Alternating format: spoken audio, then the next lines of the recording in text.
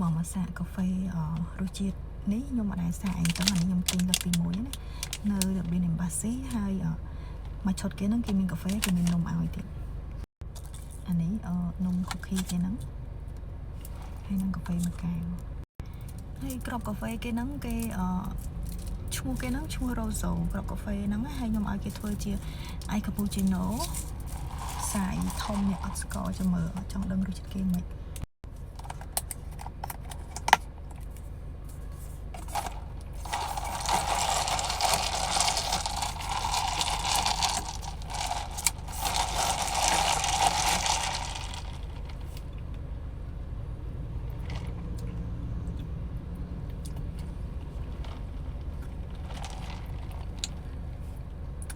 កាហ្វេគេឈ្ងុយណាឈ្ងុយឆ្ងាញ់របស់គេតើនេះ